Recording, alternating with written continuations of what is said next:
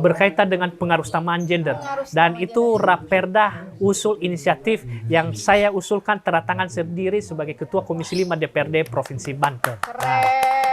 Tahapannya sekarang ya, kemarin kita sudah melakukan harmonisasi dengan Kemenkumham, sekarang sedang berproses untuk evaluasi asistensi dari Kemendagri, dan kita berharap dalam jangka waktu sebulan ke depan atau 2 bulan ke depan perda ini sudah ditetapkan sah menjadi perda di Provinsi Banten sebagai payung hukum untuk pengarusutamaan gender. Artinya bagaimana anggaran-anggaran baik dari sisi perencanaan maupun pelaksanaan anggaran di Provinsi Banten adalah responsif terhadap gender, responsif terhadap perempuan, lansia, dan anak tanpa membedakan tapi sesuai dengan kodratnya. Bagaimana perempuan di Provinsi Banten yang dikatakan bahwa perempuan itu adalah tonggak tiang dalam pembangunan. Yang artinya kalau tonggak tiang ini kokoh, maka bangunan Provinsi Banten akan semakin kokoh. Dan kita berharap melalui perda pengarusutamaan gender ini semakin banyak,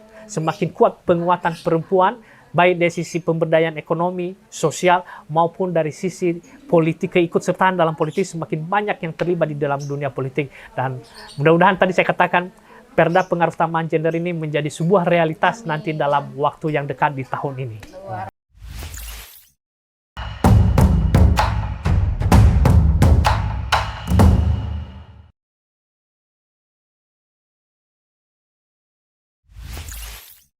Assalamualaikum warahmatullahi wabarakatuh, sahabat Damar Banten dimanapun berada. Tentunya sahabat Damar Banten yang saya sayangi dan yang saya cintai. Pada segmen hari ini kita akan bincang-bincang santai. Tentunya lagi-lagi tema tentang suara perempuan Banten ini Bapak. Dan hari ini alhamdulillah sudah ada narasumber kita yang sangat luar biasa. Beliau ini kalau saya lihat sangat energik Pak. Siap, oke. Mari kita sapa terlebih dahulu narasumber kita. Assalamualaikum Bapak Yeremi. Waalaikumsalam warahmatullahi wabarakatuh. Gimana kabarnya Pak? Luar biasa, apa kabar juga? Alhamdulillah baik Bapak. Oke. Baik. Pak Yeremi Mendrova. Siap. Bapak, kesibukannya saat ini sedang apa Pak kegiatannya? Cukup padat karena berbagai macam kegiatan, baik kegiatan yang berkaitan dengan mitra kerja maupun kegiatan kita turun kepada masyarakat. Jadi cukup padat hari-hari ini. Terakhir kemarin 2-3 minggu yang lalu kita terus mengawasi berkaitan dengan PPDB dan sekarang sudah selesai. Kemudian berikutnya ke depan bagaimana terus, karena kebetulan saya di Komisi 5, ya tentu bagaimana berkaitan dengan kesejahteraan rakyat kami terus kawal di Komisi 5 DPRD Provinsi Banten dalam rangka ya meningkatkan kesejahteraan masyarakat di Provinsi Banten. Luar biasa. Jadi lagi sibuk ya Pak, lagi padat-padatnya. Betul sekali. Sehat selalu Bapak. Sama-sama. Bahagia selalu. Betul. Dan termasuk harapan kita kepada pemirsa atau pendengar podcast pada saat ini ya, sehat selalu, bahagia selalu, dan terus semangat. Amin ya Allah. Oke Bapak terjun di politik ya, yang Betul, sekarang ya. di PDIP Pak. Betul. Bapak sebagai ketua ya, ketua Komisi 5. Nah, ketua Komisi 5 dari unsur fraksi PDI Perjuangan. Nah, di sisi politik ya, ini saya juga merupakan wakil ketua DPD PDI Perjuangan Provinsi Banten yang membidangi terkait dengan koperasi dan UMKM. Kemudian kalau di DPRD tadi saya sudah disebutkan Komisi 5, dan sekarang ini adalah merupakan periode kedua di DPRD Provinsi Banten. Yang periode pertama yaitu 2014-2019 dan sekarang periode yang kedua 2019-2024. Daerah pemilihan Kota Tangerang, ya, meliputi Kecamatan Cipondo, Pinang, Karangtengah, Ciledug, Larangan. Oke, jangan lupa sahabat Damar Banten, tadi sudah disebutkan Betul. nih sama Pak Yer ya. Daerah pemilihan dapilnya ya. Jangan lupa nih Pak Yeremi. Ya, Yeremia Mendrova. Memang nama saya ini agak sedikit asing ya betul. di lidah dan telinga kita di sini. Mendrova itu marga karena saya lahir besar dari Pulau Nias. Kemudian nama kecil saya Yeremia. Lagi-lagi menyebut Yeremia di lidah kita di sini bukan sesuatu yang familiar. Nah, supaya gampang diingat saya bisa dipanggil Jeremy. Pak Jeremy. Ya, yang bukan Thomas dan bukan Teti tapi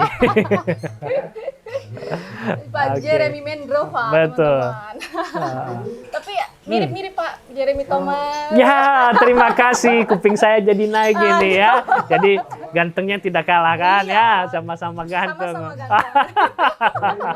Baik, terima kasih. Oke Bapak, sebelum kita nanya lebih dalam ya Pak terkait Bapak di pemilu. Mulai kapan sih Bapak tertarik gitu dalam politik gitu? Oke, betul. Saya sebelum masuk ke dunia politik, saya aktif di swasta dan sebetulnya juga saya menjadi anggota partai politik itu sejak tahun 2003. Ini perjalanan dengan waktu itu kan di masa-masa reformasi dan kemudian sejalan dengan perjalanan ya, saya melanjutkan pendidikan di S3 di Universitas Trisakti berkaitan dengan pembangunan berkelanjutan. Nah, dalam pembangunan berkelanjutan itu adalah saya punya disertasi atau penelitian dan dari hasil disertasi penelitian ini supaya bisa masuk pada tataran kebijakan, maka hanya ada dua pilihan. Yang pertama masuk pada eksekutif atau masuk di legislatif supaya hasil disertasi saya berkaitan dengan pembangunan berkelanjutan ini bisa menjadi bagian dalam kebijakan-kebijakan yang diambil. Dan oleh karena itu 2014 saya mendaftar menjadi calon anggota legislatif dan kemudian masyarakat memberikan suaranya dan saya terpilih sehingga dari 2014 sampai saat ini ya terus aktif dan bagaimana tadi mengimplementasikan hasil studi, hasil penelitian yang saya tuangkan di dalam disertasi ya bagaimana kebijakan-kebijakan pemerintah khususnya kebijakan pemerintah daerah dalam hal ini Provinsi Banten berorientasi pada pembangunan yang berkelanjutan atau sustainable development. Nah, tapi saya katakan tadi bahwa sebelumnya memang background pendidikan saya agak sedikit variatif. Saya D3 dari Politeknik ITB, jurusan Teknik Telekomunikasi. Kemudian S1 saya di jurusan Teknik Elektro. Kemudian saya S2 di Swiss German University berkaitan dengan Business Administration. Dan S3 saya tadi ekonomi, kekhususan Sustainable Development atau pembangunan berkelanjutan di Universitas Trisakti. Tapi itulah perjalanan yang saya katakan tadi. Kemudian sebelum itu bergelut di dunia politik, saya katakan tadi saya lebih aktif di dunia swasta karena background ketika saya tamat SMA, saya masuk ke Politeknik ITB jurusan Teknik Telekomunikasi, jadi lebih banyak di bidang IT, teknologi ya. Jadi bervariasi Pak ya. Variasi, D3, betul. S1, S2, S3. Ini menarik gitu. Selain bisa teknik, bisa bisnis, kemudian administrasi, betul bisnis. ekonomi. Lalu sekarang ekonomi. Ekonomi gitu, ya. Emang Oke. udah talent nih. Ya, tapi betul, tapi yang lebih penting adalah bagaimana talent atau bagaimana keilmuan tadi bisa dimanfaatkan untuk kemaslahatan, untuk kepentingan masyarakat. Nah, ini kita berharap kepada siapapun ya, ayo terus mengabdikan diri untuk masyarakat. Apapun yang kita punyai, baik tadi kita punya ilmu, apakah kita punya waktu atau punya talenta yang lain atau punya pekerjaan, apapun di bidang yang bisa kita kuasai supaya kita bisa bermanfaat untuk orang lain. Nah, itulah pengabdian yang tentu yang terus diharapkan dan pengabdian yang tulus ini yang terus kita tunaikan. Walaupun misalnya secara katakan pada saat ini kita belum mendapatkan imbal jasanya, tetapi kita berharap kalau kita lakukan dengan tulus, itu juga merupakan bagian dari amal ibadah yang dicatatkan di sana. Amin, tentunya. ya Allah.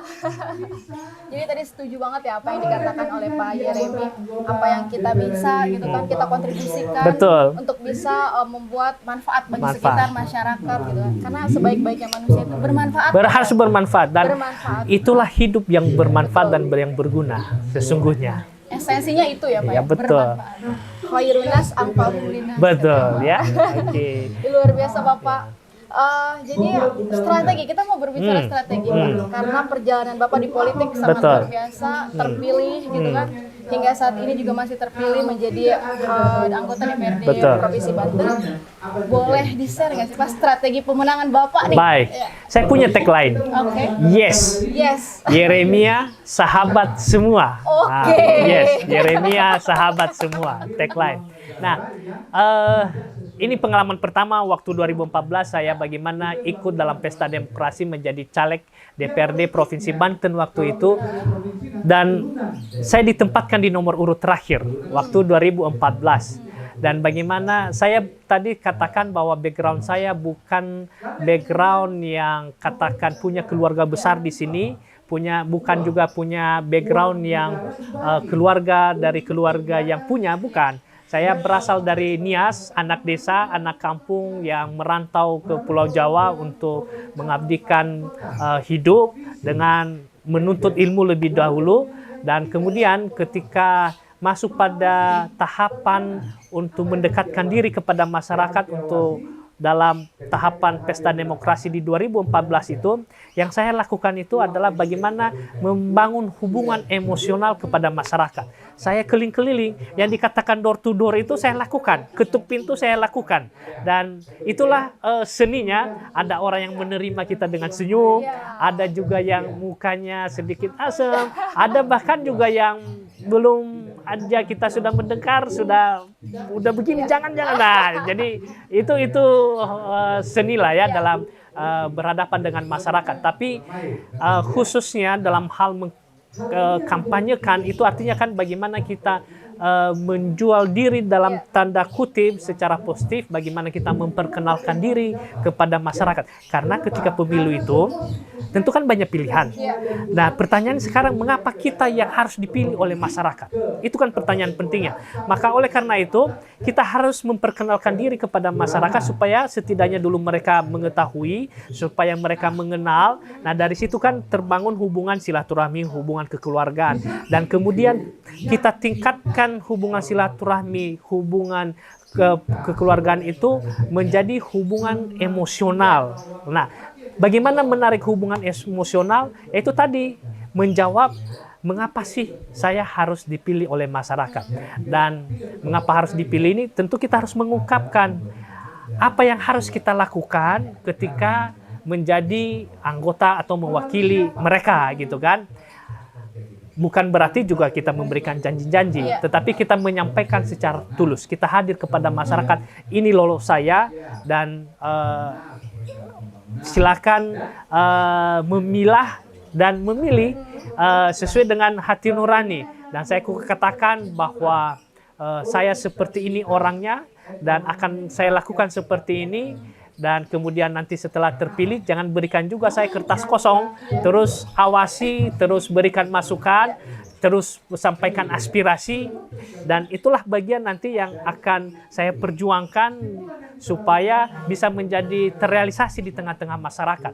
Dan saya katakan yang banyak sekali yang banyak kita lakukan untuk masyarakat ya, khususnya misalnya dalam bidang sisi pembangunan. Banyak kita lakukan perbaikan jalan-jalan lingkungan, banyak kita lakukan misalnya peningkatan sarana prasarana, membangun balai warga, tempat-tempat pertemuan masyarakat di beberapa wilayah.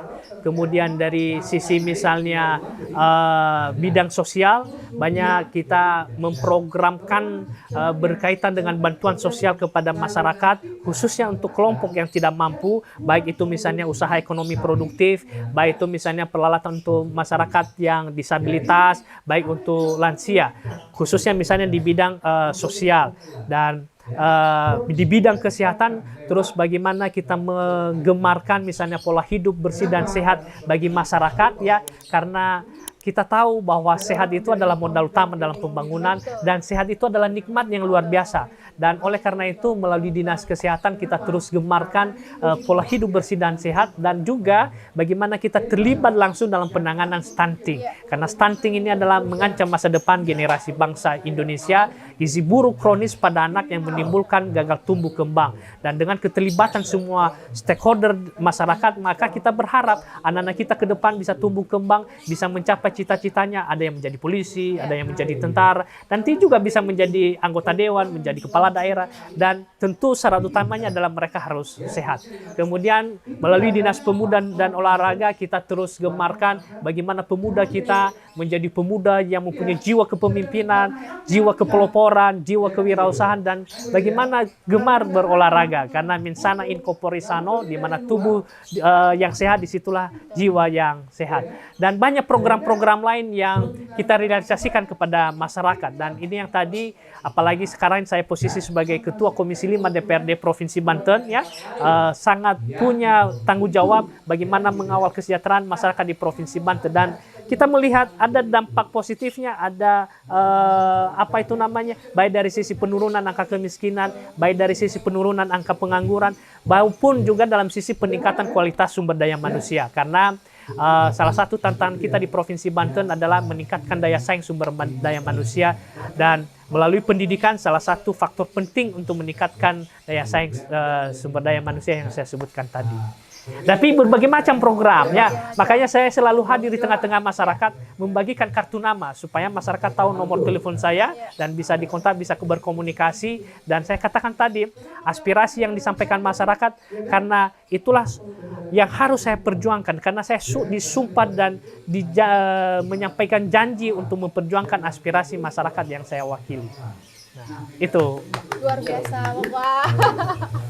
Bapak Jeremy Mendrova, jadi sangat luar biasa ya strategi pemenangan politiknya, dari mulai door to door gitu kan, ketok pintu warga-warga, dan menyampaikan siapa saya gitu ya, perkenalkan diri. Nanti saya akan melakukan ini gitu ya, tadi dijelaskan.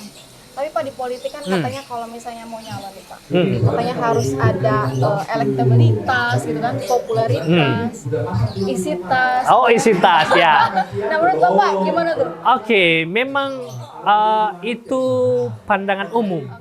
Tetapi pengalaman saya, khususnya bidang isi tas, saya berpengalaman tadi, saya tidak pernah melakukan namanya money politik. Saya tidak pernah di awal-awal ketika saya maju menjadi anggota dewan ya, tidak pernah melakukan serangan fajar misalnya. Ya, tetapi yang lebih penting saya katakan tadi ya, bagaimana kita memperkenalkan diri kepada masyarakat untuk menjawab mengapa sih masyarakat harus memilih kita. Tapi kunci utamanya adalah mereka mengenal kita. Nah, kalau mereka sudah kenal, terbangun hubungan silaturahmi itu sudah lebih daripada isi tas tadi. Karena dengan banyak programnya nanti yang akan kita realisasikan masyarakat, itu lebih banyak manfaatnya daripada katakan itu serangan fajar atau hal-hal lain yang sifatnya pragmatis. Tetapi program-program yang direalisasikan kepada masyarakat lebih besar nilainya.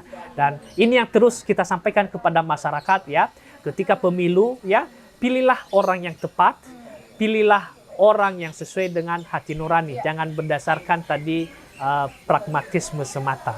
Nah, itu harapan kita kepada masyarakat di Provinsi Banten. Pilihlah orang yang tepat, yang bekerja untuk Anda, yang bekerja untuk menyampaikan dan memperjuangkan aspirasi masyarakat tentunya. Setuju banget Pak. Jadi memang bagi sahabat-sahabat Damar Banten nih yang mau nyalon ya, nyalek, itu isi tas tuh bukan yang paling penting. Bukan yang paling penting. Ya, pengenalan diri, hadir di tengah-tengah masyarakat dan sampaikan inilah saya gitu kan. Jadi nggak apa-apa, misalnya modalnya masih sedikit nih. Ya, jangan. Betul. Loh, saya waktu 2014 Saya udah katakan tadi di nomor urut terakhir. Tahu nggak Mbak berapa jumlah suara saya? 13.000 yang mencoblos langsung atas nama saya, 13.000 lebih tanpa melakukan serangan fajar.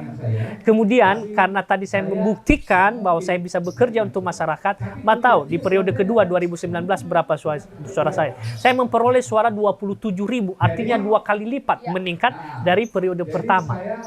Dan saya sekarang ini kan sudah terdaftar untuk maju lagi caleg DPRD Provinsi Banten dari dapil yang sama. Saya punya target sekarang ini untuk minimal 35.000 suara.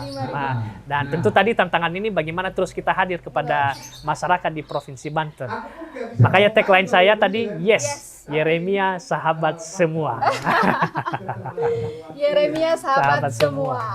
Oke, luar biasa nih Bapak nih. Tadi strateginya sudah dipaparkan ya.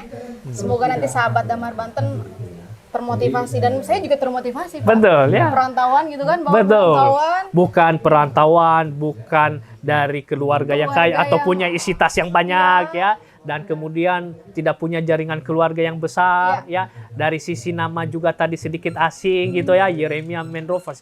Kan bukan sesuatu yang gampang diingat masyarakat gitu kan. Nah, tetapi tadi bagaimana kita terus membangun hubungan silaturahmi tanpa membedakan satu sama lain. Makanya tagline-nya yes, Yeremia sahabat semua. Yeremia sahabat semua.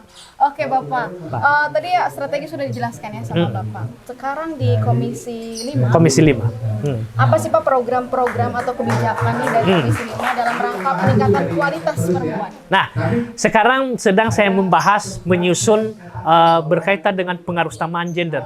Dan itu Raperda usul inisiatif yang saya usulkan tanda tangan sendiri sebagai Ketua Komisi 5 DPRD Provinsi Banten.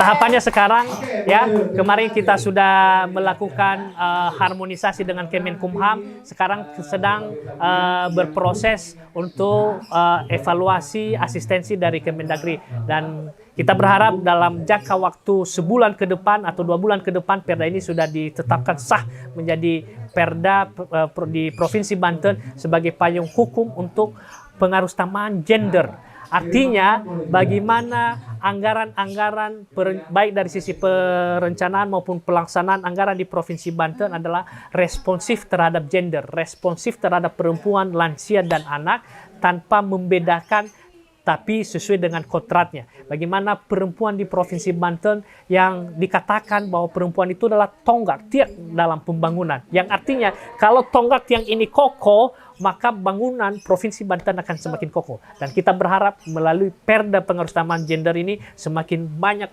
semakin kuat penguatan perempuan, baik dari sisi pemberdayaan ekonomi, sosial, maupun dari sisi politik, keikutsertaan dalam politik, semakin banyak yang terlibat di dalam dunia politik. Dan mudah-mudahan tadi saya katakan, perda pengarusutamaan gender ini menjadi sebuah realitas nanti dalam waktu yang dekat di tahun ini. Luar biasa.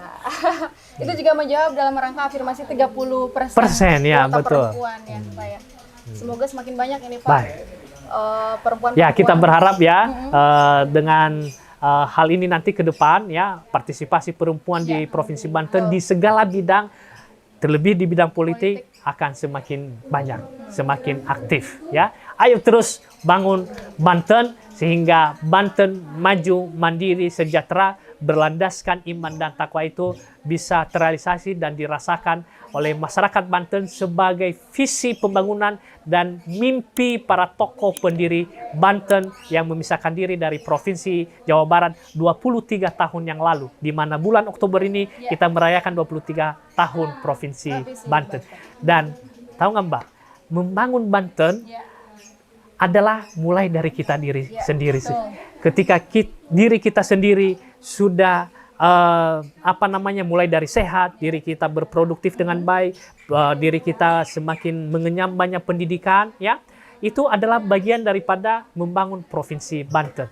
Semakin kita menjauhkan dari hal-hal yang negatif, hal-hal yang tidak produktif, ya, itu juga sudah merupakan bagian membangun Banten. Dan saya sangat punya harapan besar Banten ini akan semakin maju, mandiri, dan sejahtera ke depan oleh karena partisipasi semua pihak, semua stakeholder yang ada di Provinsi Banten. Amin, amin ya robbal alamin. Tadi sudah banyak ya harapan-harapan Betul. yang Pak Jeremy sampaikan. Sekarang nih Pak, kita Masih? sudah nggak kerasa nih, udah 20 menit ya. Betul, ya, oke.